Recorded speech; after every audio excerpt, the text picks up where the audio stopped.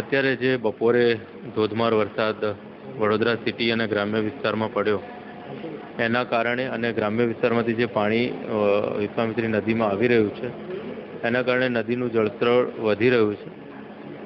અત્યારે 22 ફૂટ એટલે કે એલર્ટ લેવલ પર વિશ્વામિત્રી પહોંચી છે અને 25-26 ફૂટ થતાં લો લાઇંગ એરિયામાં પાણી ભરાય છે.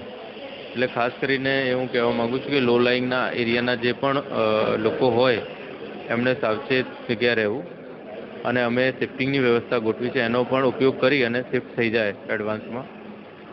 સાથોસાથ અત્યારે orange alert all of sudden orange alert આવ્યું છે. અત્યાર સુધી યલો એલર્ટમાં હતા, હવે ઓરેન્જ એલર્ટ છે. એટલે કદાચ વરસાદ રાત્રે પણ પડે. એટલે વરસાદ પડે અને વિશ્વામિત્રીનું સ્તર વધે છે એના કારણે વિશ્વામિત્રીનું સ્તર વધવાનું સંભાવના વધી ગઈ છે. એટલે લોકોને હું સાવચેત રહેવા સૂચન કરું છું અને નીચાણવાળા ભાગવાળા જે લોકો છે એને ઊંચાણ ભાગ અથવા શિફ્ટ થઈ જવા અને અમે જે મશીનરી ગોઠવી છે એનો ઉપયોગ કરી શિફ્ટ કરવા હું વિનંતી કરું છું.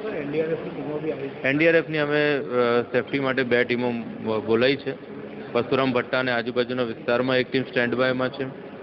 જોડે જોડે જે સમા હરણી અને એ જે બધા વિસ્તારો છે ત્યાં પણ એક ટીમ સ્ટેન્ડ બાયમાં અત્યારે જઈ રહી છે. સાથોસાથ અમે બધી જગ્યાએ તરાપા પણ મુકાવ્યા છે. શિફ્ટિંગ માટે બસોની પણ વ્યવસ્થા કરી છે.